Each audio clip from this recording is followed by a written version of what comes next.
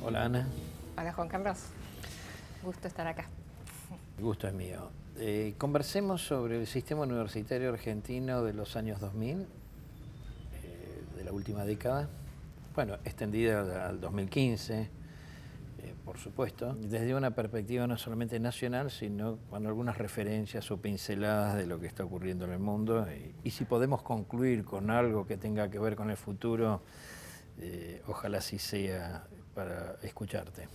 Si miramos a nivel internacional, en realidad los grandes cambios, más que en el 2000, me parece que empezaron a ocurrir a mediados de los 80, a principios de los 90, en el contexto un poco de masificación de la educación superior a nivel internacional y también creciente expansión del sistema, ¿no? En términos de cantidad de instituciones, programas.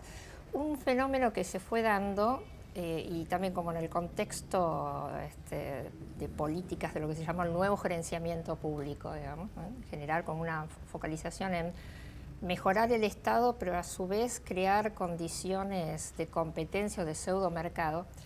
Creo que los dos grandes ejes de políticas novedosas que se fueron dando y que eso también repercutió en el caso de Argentina, por un lado, todo lo que es hacer el control de calidad del sistema y la emergencia entonces de estos distintas agencias de calidad que a su vez de algún modo forma parte también de un cambio del Estado en términos genéricos, ¿no? Que se da en esa época justamente, por lo cual la regulación deja de estar en manos directas del Estado y pasa a agencias autónomas, ¿no? Y esto es un proceso que se ha dado en muchos ámbitos, no solo en educación superior. O sea, ese es un tema, lo que podríamos decir, el control de calidad necesario frente a un sistema cada vez más complejo, donde no está claro, digamos, cuál es el grado, digamos, de desarrollo, de mantenimiento de ciertos niveles estándares de calidad en ciertas carreras y demás. El otro tema importante, creo, es que se empieza a pensar que uno puede usar incentivos, recompensas materiales de algún modo, para inducir cambios en el sistema universitario.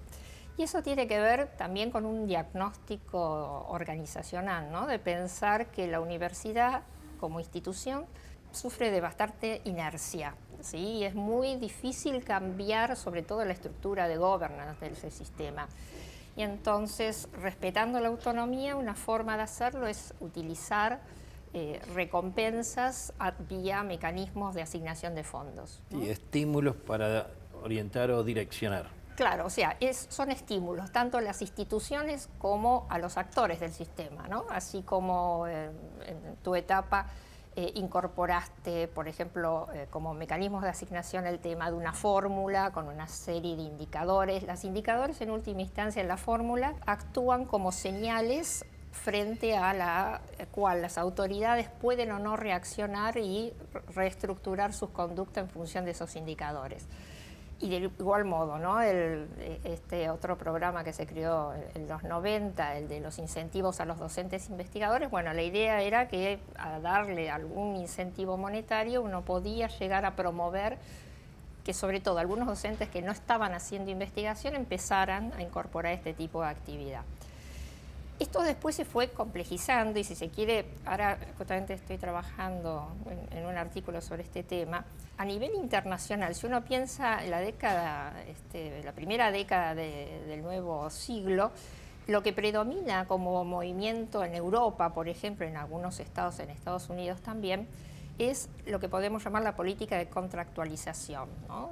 Generar mecanismos por los cuales uno hace un contrato con una institución universitaria para que ésta alcance ciertos objetivos propios que a su vez se alineen con los objetivos que tienen los gobiernos y se le da un plazo, 3, 4 años para alcanzar esos objetivos y después se lo evalúa. Hay todo un movimiento bastante interesante.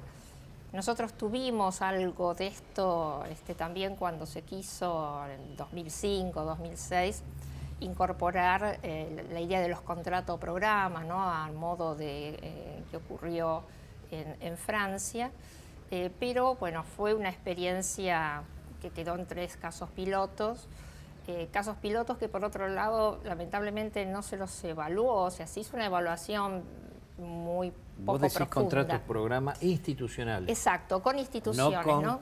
No con temas, Claro. no para mejorar una carrera de ingeniería. O sea, Claro, ahí está el tema, ¿no? O sea, cuando esto se deja de lado, en realidad cuando asume la nueva gestión de la Secretaría de Política Universitaria, lo que hace es asumir, en cierto modo, este mecanismo, pero en lugar de pensarlo con un contrato con una institución, con una carrera dentro de los programas de mejoramiento de la calidad, ¿no? Entonces se vincula el resultado de la acreditación por parte de la CONEAU de estas carreras que deben acreditarse, ¿no es cierto?, obligatoriamente, porque ponen en riesgo de algún modo la salud, la seguridad, etcétera, de las personas, y por el otro se hacen planes de mejoramiento para que alcancen a cumplir los compromisos de mejora que tenían en estos planes. Entonces, hay algo de esto dentro del sistema, y también hay en el MinSIT, ¿no? El programa de evaluación institucional es también de algún modo un mecanismo de contractualización en pos del mejoramiento, ¿no? Estas son un poco las tendencias que diría a nivel internacional como más relevantes que uno ve en términos de política, ¿no? O sea, poner distancia, el Estado no regula en forma directa, sino vía agencias, y por el otro tampoco hay una asignación, como ocurría antes en los 80, a cada universidad por ítem de gasto, sino es un bloque global. Exacto. Y se usa los mecanismos de asignación para ver si uno puede promover ciertos cambios en forma indirecta, digamos, ¿no? Si uno piensa, por otro lado, el caso argentino ya más específicamente a partir de los problemas propios, digamos, y lo que ocurrió en los últimos tiempos, en la última década, por un lado creo que como positivo se incorporaron nuevos mecanismos que en la literatura uno llamaría de subsidio a la demanda, ¿no? En la literatura de financiamiento, que es crear becas. O sea, aquí esta idea es alcanzar objetivos de mejor retención, solucionar problemas básicamente de equidad en el sistema vía la expansión de las becas, sobre todo las becas Bicentenario por un lado, después la incorporación de este plan Progresar. El problema de este tipo de instrumento es que a partir de los estudios que uno hace, digamos, que hemos hecho también sobre los problemas de equidad del sistema nuestro, nosotros tenemos un sistema que tiene como rasgo positivo que hay muchos chicos que quieren ingresar a la universidad, y eso se expresa después en que no importa qué indicador uno use, nosotros estamos a niveles de escolarización al estilo Europa, o si uno ve cantidad de estudiantes por habitante, también estamos al nivel de muchos países europeos. Sin embargo, lo que también sabemos es que son muy pocos los que finalmente se gradúan. Es un problema serio de retención, también de prolongación o rezago en los estudios y de no conclusión. Las becas suponen que el problema central es económico. Y en realidad, si bien lo económico obviamente es un tema relevante, en el contexto de universidades que no tienen aranceles, no es el único, es, digamos, yo diría que es una condición necesaria que haya buenas becas para que los chicos de bajos recursos puedan no solo asistir, sino continuar, permanecer y terminar. Pero lo cierto es que toda la literatura, los análisis empíricos que nosotros estamos haciendo muestran que un tema muy importante es el capital cultural y la trayectoria académica previa.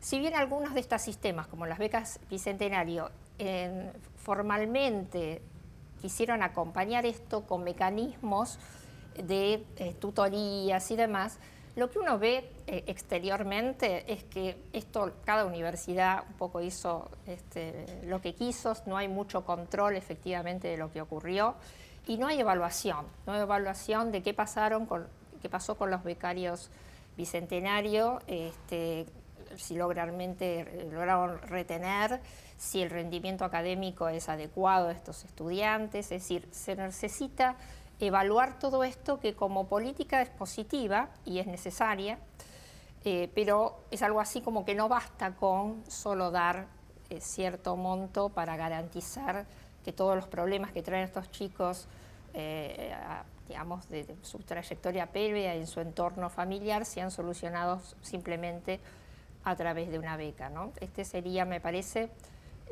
un tema importante. Algo que nosotros observamos, por ejemplo, en estos estudios que estamos haciendo, es que hay un efecto primera generación.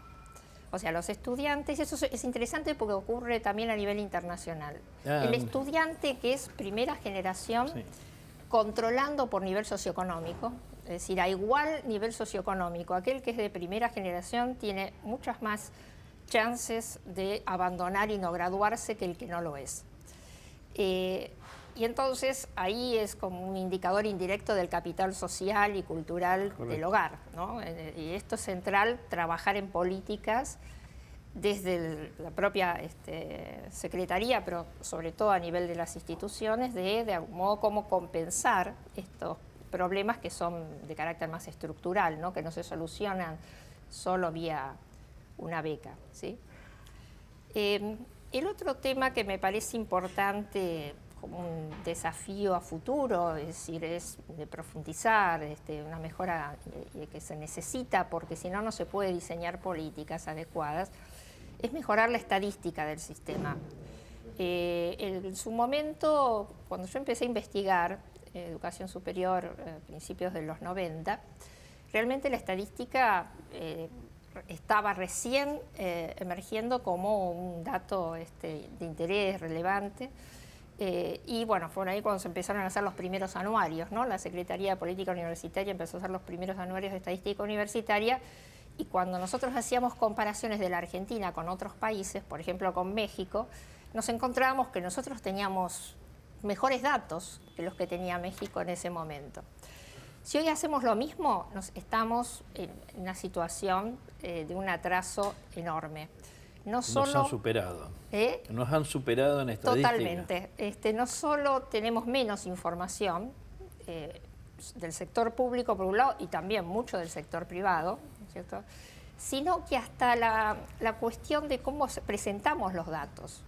Esto de hacer un libro en PDF, cuando todo el sistema de estadística internacional, desde OECD, UNESCO hasta los países latinoamericanos, ya están utilizando sistemas interactivos, ¿no? Es decir, yo entro en México y pongo en su sistema, quiero ver las universidades privadas, qué cantidad de docentes con doctorado y si son de tipo estable o no, o si son contratados, y me sale el cuadro. Claro, ¿sí? O sea, es decir, te permite trabajar, es una base de datos con los cuales uno trabaja a efectos de investigación. Claro, o sea, puede trabajar obviamente para investigación, pero también para el usuario, ¿no? Sí, y para los políticos, obviamente. Mínimamente, lo mínimo que se pide es Excel, digamos, ¿no? Como la plataforma básica que uno debería tener para poder trabajar, pero también hoy ya se va hacia un sistema interactivo.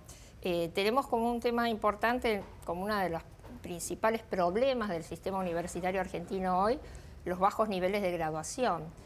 Y no terminamos de lograr de armar estadísticas que nos den cuenta realmente de cuál es la dimensión del problema, ¿no? Y de exigir a las instituciones, porque estos son datos más bien institucionales, ¿no?, que comiencen a generar indicadores que permitan dar cuenta de esto. Hay algunas que por motus propio han avanzado en esto, ¿no? Entonces el Litoral, La Plata, Cuyo, tienen sistemas de indicadores que han podido dimensionar mejor el fenómeno, pero sin duda, bueno, es un tema pendiente y que a priori me parece que no debería ser tan complicado de avanzar si otros países latinoamericanos lo han logrado. No o veo poder distinguir los que son alumnos presenciales de los alumnos a distancia, o tener datos sobre egresados. Y sí, esto es un tema central, ¿no es cierto? O sea, yo la otra vez estaba haciendo para un estudio de estos comparativos internacionales, el de CINDA, que coordina Brunner, el caso Argentina. Y claro, cuando uno ve los datos, uno ve, por ejemplo, que mejoró los egresados. Ahora, el tema, otra cuestión que no tenemos nosotros, es la diferenciación entre estudiantes de pregrado y grado. En realidad, cuando te metes en los datos que yo personalmente pedí, que no están publicados, aumentó mucho más en el pregrado. Entendiendo por pregrado un título intermedio Exacto. o un técnico universitario. Exacto, carreras cortas, o sea que cuando vos ves que mejoró la graduación, en realidad hay que tener cuidado. No sé si mejoró tanto la graduación. Lo que ocurrió es que muchas universidades empezaron a dar muchos más tecnicaturas, títulos cortos, que no está mal, digo, no lo veo como algo negativo, está bien si efectivamente es un avance para incorporar a ciertas nuevas áreas que por ahí estaban vacantes. Pero el problema es que esa estadística no me está diciendo la verdad, o sea, en cuanto a qué ocurrió con el sistema. Otro ejemplo es cuando hablamos del sector privado, ¿no es cierto? Un tema que también digamos, hay dos patrones interesantes en esta década, ¿no? A nivel de indicadores. Uno es que cuando uno mira los nuevos inscriptos al sistema de universidades públicas, prácticamente hay un total amesetamiento del sistema, o sea, casi no ha crecido los nuevos inscriptos en las públicas, ¿sí?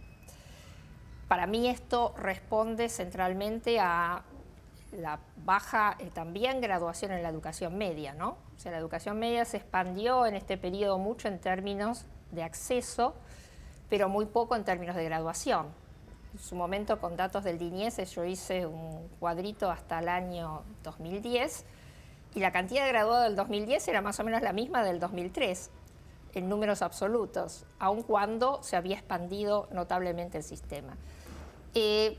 Empezó a crecer en el 2011, 2012, pero esos datos también no me quedan claros totalmente si incluyen o no a los graduados fines. Sospecho que sí, por algo que indirectamente me dejaron, con lo cual no estoy muy segura de si mejoró o no. La cuestión es que... Además, uno puede decir que aumentó también el número de graduados de adultos, o sea... Exacto, que es una población diferente, que incluso el acceso a la educación... En nuestra provincia de Río Negro, el 50% de los graduados de educación media son adultos, o sea, es en la nocturna, etcétera, etcétera, que es otro tipo de población. Seguro, y que requiere también mecanismos de política diferentes dentro del sistema, ¿no? Para incorporarlos.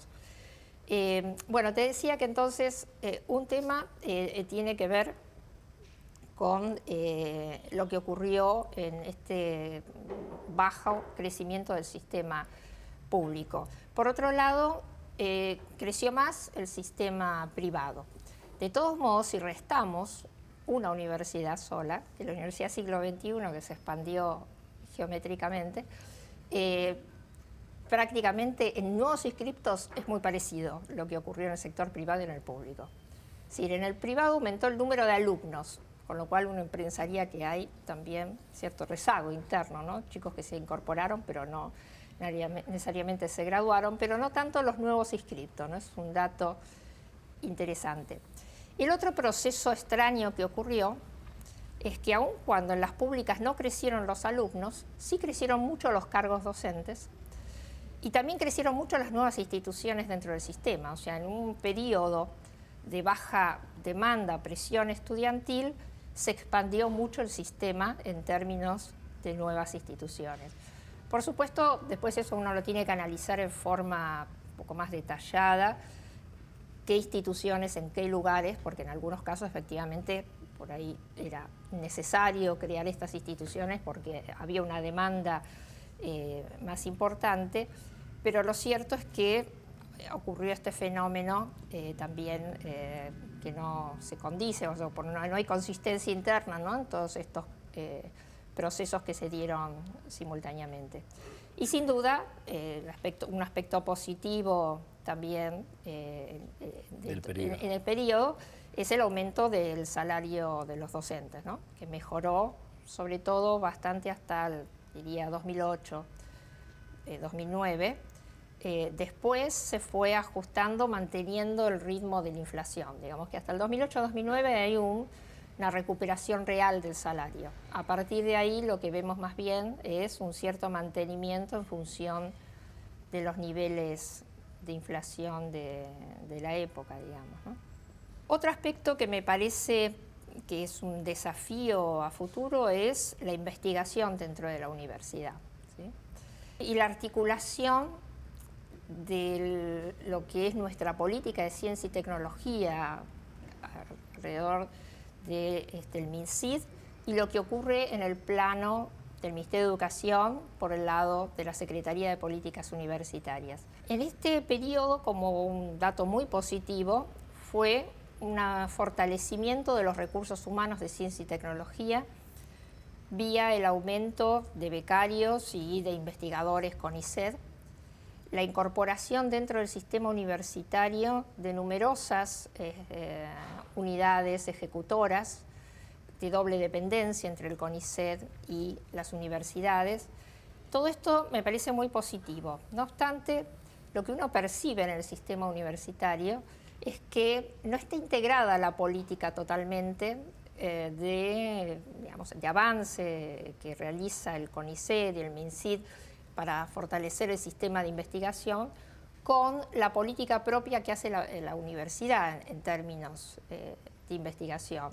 Y a veces hasta se ve a los miembros del CONICET en la universidad como una entidad separada que no se articula propiamente con las políticas internas de las universidades, ¿no? Eso depende básicamente de las instituciones. Hay instituciones que tienen una trayectoria mayor en investigación y otras que no la tienen, y el modelo profesionalista argentino, no humboldtiano, es dominante. Sí, no, por eso, me parece que se ha generado como una tensión, también en última instancia, que se entiende por un buen docente, ¿no? Creo que la incorporación de numerosos miembros de CONICET al sistema universitario también empieza a presionar sobre lo que se entiende por calidad del sistema en términos de docencia, cuando está el supuesto detrás que un buen docente es también aquel que hace investigación. Y esto implica también que un buen docente es aquel que publica, ¿no? Entonces, la tensión que uno observa en las universidades es, ahora en los concursos van a ver cuánto publiqué, en qué revistas, etcétera, y en realidad mi universidad me da 5.000 pesos para que haga investigación. Este tipo de cuestiones contradictorias me parece que ocurren, ¿no? Es decir, que hay poco financiamiento propio de la universidad asignado a la investigación. Ahora, podríamos concluir también que si este periodo de los últimos 10 años fue importante desde el punto de vista del financiamiento, no necesariamente los insumos o los incrementos económicos, materiales, tuvieron un correlato en una mejora de los aprendizajes. Y a su vez, como en la docencia, en la actividad de investigación hay estímulos de tipo económico, aunque el programa de incentivo ya ha tendido a desaparecer, como ha reducido de un 30% al menos del 5%. No incentiva ya. Ya no incentiva, pero se mantiene porque tiene un valor simbólico. Entonces, pero no hay valores simbólicos a la dedicación a la mejora de los aprendizajes. Entonces, ¿compartirías esa mirada? No, seguro. O sea, en realidad es una... Seguimos teniendo pocos egresados, las tasas de deserción son muy altas. Sí. Yo creo que es un tema muy interesante que se está debatiendo, hace tiempo ya también a nivel internacional, ¿no? O sea, en todas las mejores universidades del mundo el premio es, en términos salariales y de prestigio, es en función de la investigación que haces y no tanto la enseñanza, ¿no? Entonces, el tema de la enseñanza es un tema complejo de ver cómo uno lo logra incentivar, pero sin duda es un desafío enorme para nosotros por los niveles de abandono y de baja graduación que tenemos, de poner el acento en ver cómo logramos que los docentes estén más preocupados porque los chicos no dejen las materias, por los aprendizajes que se logran. Y un tema que también, a partir de lo que vos señalás, vos decís, no mejoró la cuestión del aprendizaje. En realidad, no sabemos qué ocurrió, porque no hay una evaluación clara del aprendizaje, no tenemos mecanismos, así como podemos decir, mejoró o no la investigación, entonces empezamos con indicadores. A ver, ¿cuántas revistas con referato publicamos? Sí, aumentó. en el nivel internacional, en ciertos campos disciplinarios, aumentó o no la cantidad de doctores. Podemos mirarlo empíricamente, esos ciertos indicadores, pero si miramos el tema del aprendizaje, en realidad yo creo que las instituciones deberían empezar a desarrollar algún tipo de mecanismo que permita tener alguna idea, como ocurre, como siempre existió, digamos, ya desde los 90, en los niveles primario y medio, ¿no? Las pruebas nacionales de evaluación, etcétera, algún mecanismo que les permita ver en qué medida hay una mejora del aprendizaje, dónde están las fallas y poder actuar en consecuencia, ¿no? Un poco como ocurrió con las primeras carreras de acreditación de ingeniería, que había un examen interesante, sí, el accede, y desapareció. Bueno, eso es un retroceso, me parece, porque creo que es importante. Pues no es un examen que califica al alumno, ¿no? Sino a la institución. Es una evaluación de la institución y no del alumno en sí mismo, digamos, ¿no?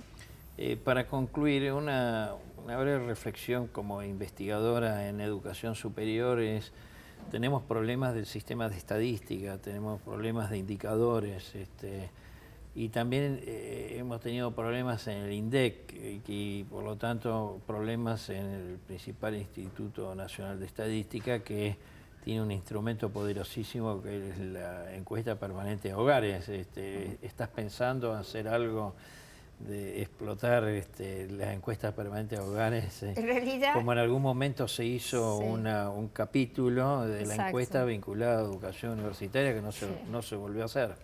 Yo ahora que estoy trabajando sobre temáticas justamente de retención y graduación, bueno, veo con mucha envidia la producción de estadísticas que hay en otros países, por ejemplo en Estados Unidos, que hacen estudios longitudinales que siguen a una cohorte de chicos desde que están equivalente al cuarto año del secundario nuestro, y lo siguen por 12 años. Entonces, saben, tienes una batería de temas que saben qué les pasó, si tienen o no más chance, quiénes de ingresar, a qué universidades y graduarse, etcétera. Yo creo que... A nivel de América Latina, otros países han avanzado más que nosotros, seguro, como Brasil y México. Por eso, yo creo que deberíamos invertir en hacer algún tipo de análisis de cohorte a nivel del sistema, comenzando con ciertas... por lo menos con el último año de la escuela media, cuando recién ingresan los chicos, y por el otro, como vos dijiste, la encuesta permanente de hogares es el instrumento que en definitiva de datos que todos usamos porque es el único que existe, digamos que con cierta cobertura y representatividad, y sería muy bueno replicar la experiencia que creo que fue en el 98, ¿no? 98. De hacer un módulo especial de educación, y esto no solo obviamente para educación superior, sino para los otros niveles, y poder indagar en forma más precisa sobre algunas cuestiones sobre las cuales no tenemos datos así fehacientes, ¿no? Además, siempre es bueno corroborar datos que suministran las personas, como es en los censos o en la EPH, con datos que suministran las instituciones, ¿no? Bueno, de hecho hay una inconsistencia entre los datos censales y los datos que proveen las universidades. Sistemática es esta, Los ¿no? datos del sistema de estadísticas universidades refleja no menos del 20% un número de alumnos mayor que el registro en los datos censales en la consulta al individuo. O sea, la persona responde, no estoy estudiando, y eventualmente está dentro de alumnos todavía que no se han dado baja. Claro, lo que pasa es que, bueno, todos sabemos que en el sistema universitario argentino, por la facilidad, la flexibilidad que tienen los chicos, bueno, van, se inscriben en una carrera, o se inscriben en otra carrera al mismo tiempo, eligen a una, salen, entran, y para la persona, primero, es una persona sola y solo cuenta, digamos, una carrera, no todas las que por ahí estuvo probando, ensayando, entrando y saliendo. Y por el otro está el tema también que muchos se inscriben, pero después no hacen ninguna materia, ¿no? Sabemos que en 0 materias en cuanto a aprobación hay un número importante dentro del sistema.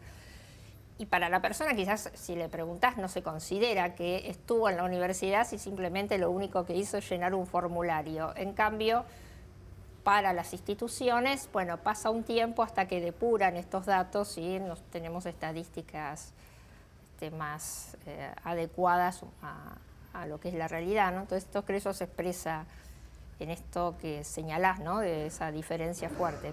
Por eso creo que es bueno tener información de, digamos, fuentes distintas que nos permitan arribar a algunos números más certeros, ¿no? De lo que está ocurriendo.